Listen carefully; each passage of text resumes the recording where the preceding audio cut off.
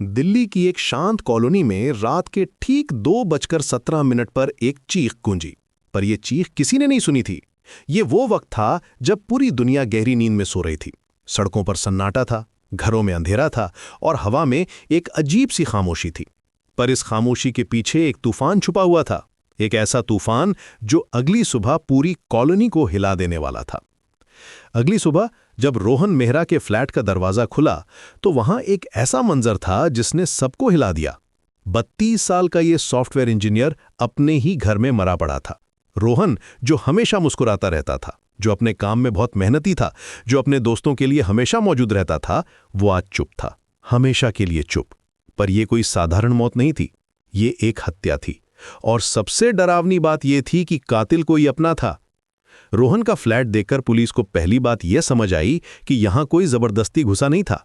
दरवाजे पर कोई निशान नहीं था, ताले में कोई खरोंच नहीं थी, खिड़कियां बंद थीं और उनके शीशे साबुत थे। अंदर कुछ भी बिखरा हुआ नहीं था।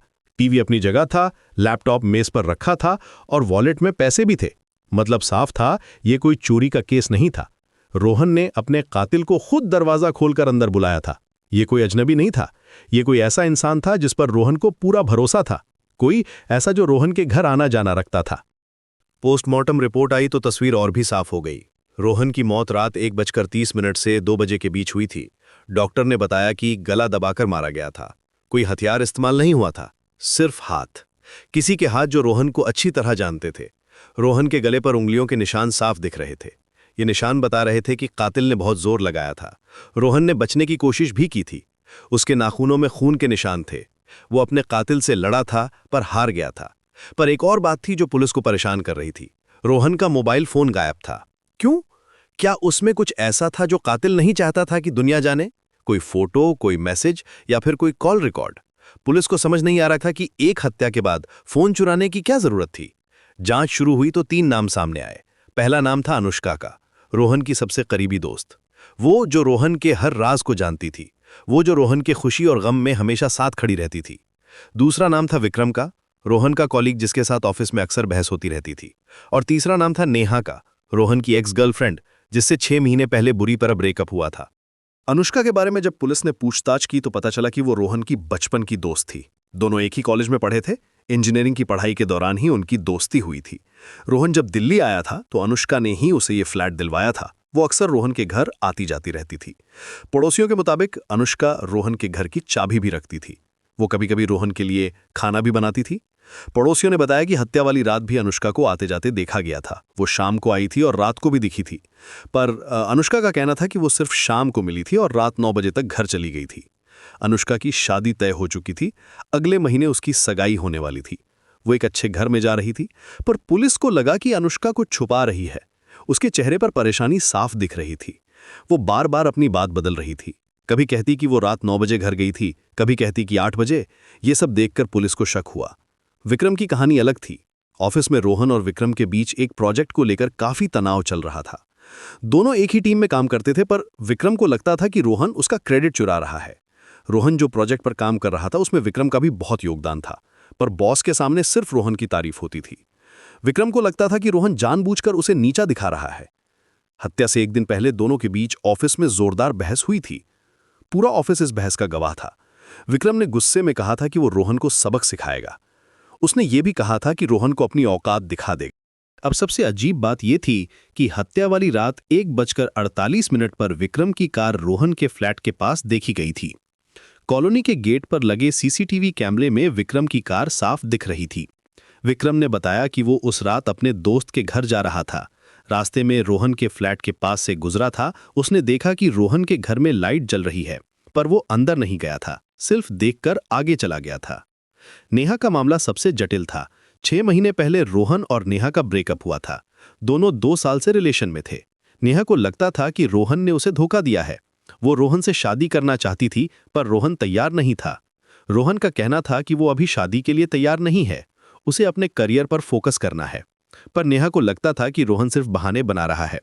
ब्रेकअप के बाद नेहा ने रोहन को कई बार फोन किया था। वो रोहन से वापस आने की गुहार करती रहती थी। हत्या वाले दिन भी उसने 7 बार फोन किया था। आखिरी फोन रात 11 बजे का था। नेहा ने रोहन से कहा था कि अगर वो उससे शादी नहीं करेगा तो वो उसकी जिंदगी बर्बाद कर देगी। रोहन के दोस्तों ने बताया कि नेहा कभी कभी रोहन के ऑफिस के बाहर इंतजार करती रहती थी। वो रोहन को परेशान करती रहती थी। रोहन ने अपने दोस्तों से कहा था कि नेहा उसे स्टॉक कर रही है। वो डरा हुआ था, उसे लगता था कि नेहा कुछ गलत कदम उठा सकती है। पुलिस ने तीनों को हिरासत में लिया। पूछताछ शुरू हुई। अनुष्का का कहना था कि वो रोहन से सिर्फ दोस्ती करती थी, उसका कोई और मतलब नहीं था। वो हत्या वाली रात घर पर थी और उसके पास इसके सबूत भी थे। उसने अपने रूममेट को गवाह बनाया। रूममेट ने भी पुलिस को बताया कि अनुष्का रात 9 बजे तक घर आ गई थी, उसके बाद वो घर से बाहर नहीं गई थी। पर पुलिस को अनुष्का की बातों पर यकीन नहीं हो रहा था। उसके चेहरे पर डर साफ दिख रहा था। वो बार बार हाथ मल रही थी, उसकी आवाज कांप रही थी। जब पुलिस ने उससे पूछा कि क्या वो रोहन से प्यार करती थी, तो वो रो पड़ी। उसने कहा कि रोहन उसका सबसे अच्छा दोस्त था, वो उसे कैसे मार सकती थी। विक्रम ने माना कि वो रोहन से नाराज था, पर हत्या करने की बात सोची भी नहीं थी। उसका कहना था कि वो उस रात अपने दोस्त के घर था। हाँ, वो रोहन के फ्लैट के पास से गुजरा था, पर अंदर नहीं गया था। उसने सिर्फ देखा था कि रोहन के घर में लाइट जल रही है।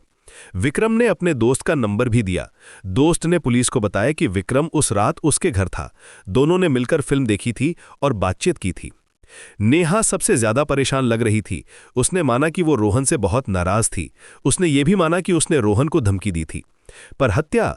नेहा रोने लगी। उसका कहना था कि वो रोहन से प्यार करती थी, वो उसे मार कैसे सकती थी। उसने बताया कि हत्या वाली रात वो अपनी बहन के घर थी, बहन की तबीयत खराब थी, इसलिए वो वहां रुकी थी। नेहा की बहन ने भी पुलिस को कंफर्म किया कि नेहा उस रात उसके घर थी। 3 दिन तक जांच चलती रही। पुलिस के पास कोई ठोस सबूत नहीं था। तीनों के पास अलिबाई थी, तीनों के पास मोटिव था, पर कौन सच बोल रहा था और कौन झूठ, ये समझना मुश्किल था। पुलिस वाले परेशान हो गए थे। केस ठंडा पड़ता जा रहा था, मीडिया प्रेशर बढ़ रहा था। रोहन के घर वाले रोज थाने आकर जस्टिस की मांग कर रहे थे। फिर 3 दिन बाद एक ऐसी बात हुई जिसने पूरा केस बदल दिया। रोहन के फ्लैट के पास एक नाले की सफाई हो रही थी। सफाई के दौरान मजदूरों को कुछ अजीब लगा। पानी में कुछ चमक रहा था। जब उन्होंने देखा तो वो रोहन का मोबाइल फोन था। फोन पानी में भीग चुका था, पर पुलिस के टेक्निकल एक्सपर्ट्स ने उसे ठीक करने की कोशिश की। 2 दिन की मेहनत के बाद फोन चालू हो गया। जब फोन चालू हुआ तो उसमें एक ऑडियो रिकॉर्डिंग मिली। ये रिकॉर्डिंग हत्या वाली रात की थी, रात 1:45 की। रिकॉर्डिंग में एक आवाज थी, एक लड़की की आवाज। वो कह रही थी, रोहन दरवाजा खोलो, मैं हूं। फिर दरवाजा खुलने की आवाज आई। फिर 2 लोगों की बातचीत की आवाज आई। लड़की कह रही थी, तुम मेरी जिंदगी बर्बाद कर रहे हो। रोहन की आवाज आई, मैं सिर्फ सच कह रहा हूं। फिर बहस की आवाज आई, चीखने चिल्लाने की आवाज आई, और फिर अचानक सब कुछ शांत हो गया। पुलिस ने आवाज को पहचानने की कोशिश की। ये आवाज अनुष्का की थी। पुलिस को यकीन हो गया, अनुष्का ने झूठ बोला था। वो हत्या वाली रात रोहन के घर गई थी।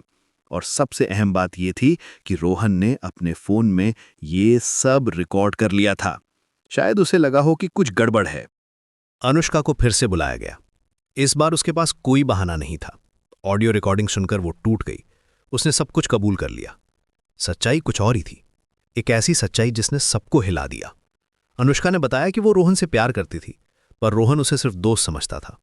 अनुष्का की शादी तय हो चुकी थी, पर उसका किसी और के साथ अफेयर चल रहा था। वो ऑफिस के एक कॉलीग से प्यार करती थी। रोहन को इस बारे में पता चल गया था।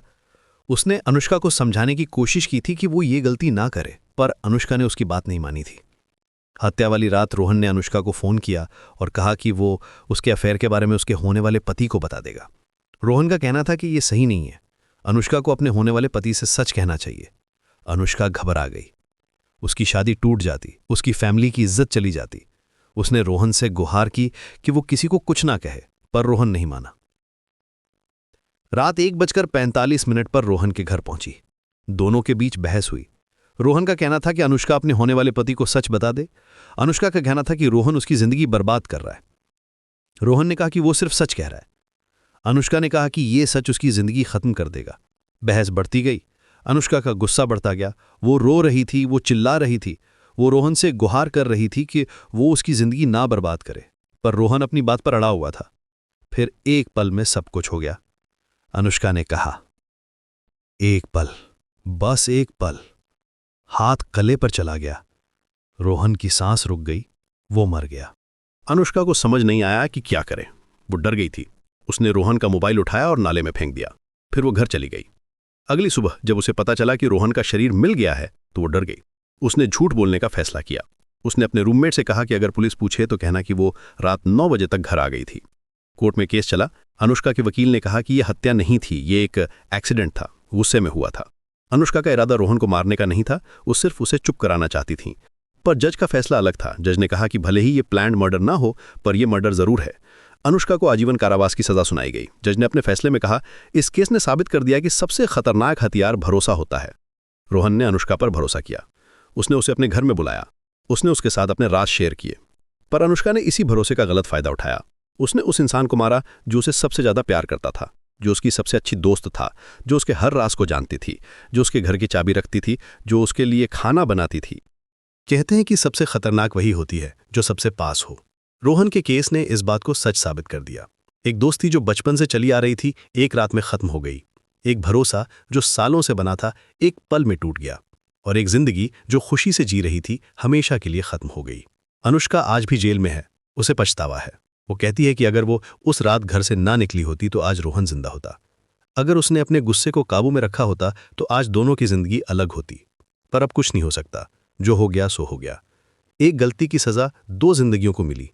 रोहन को मौत मिली और अनुष्का को जिंदगी भर का कारावास। ये कहानी हमें सिखाती है कि गुस्सा कितना खतरनाक होता है। एक पल का गुस्सा पूरी जिंदगी बर्बाद कर देता है। अनुष्का ने सिर्फ एक पल में अपना सब कुछ खो दिया, अपना दोस्त, अपनी जिंदगी, अपना भविष्य, सब कुछ। वो आज भी रोती है। वो आज भी कहती है कि काश उसने उस रात रोहन की बात मान ली होती। काश उसने अपने होने वाले पति को सच बता दिया होता। काश उसने अपने अफेयर को छुपाने की कोशिश न की होती। दिल्ली की उस शांत कॉलोनी में आज भी लोग इस कहानी को याद करते हैं। रोहन के फ्लैट में अब कोई और रहता है, पर पड़ोसी कहते हैं कि कभी कभी रात को वहां से आवाजें आती हैं, जैसे कोई कह रहा हो, दरवाजा मत खोलना, पता नहीं कौन हो। शायद ये सिर्फ लोगों का वहम है, या शायद रोहन की आत्मा अभी भी वहां है। वो लोगों को चेतावनी दे रही है। वो कह रही है कि भरोसा करने से पहले सोच लेना, क्योंकि कभी कभी सबसे करीबी इंसान ही सबसे बड़ा दुश्मन बन जाता है। ये कहानी आज भी पुलिस एकेडमी में पढ़ाई जाती है। ये कहानी आज भी लॉ कॉलेज में डिस्कस की जाती है, क्योंकि ये कहानी सिखाती है कि क्राइम सिर्फ बुरे लोग नहीं करते। कभी कभी अच्छे लोग भी गुस्से में आकर गलत काम कर देते हैं और फिर पूरी जिंदगी पछताते रहते हैं। रोहन आज हमारे बीच नहीं है, पर उसकी कहानी आज भी जिंदा है। उसकी कहानी हमें सिखाती है कि भरोसा करना अच्छी बात है, पर अंधा भरोसा खतरनाक हो सकता है। उसकी कहानी हमें सिखाती है कि दोस्ती एक खूबसूरत रिश्ता है, पर कभी कभी ये रिश्ता भी टूट जाता है, और जब ये टूटता है तो बहुत दर्द होता है। कभी कभी इतना दर्द होता है कि जिंदगी छोटी पड़ जाती है।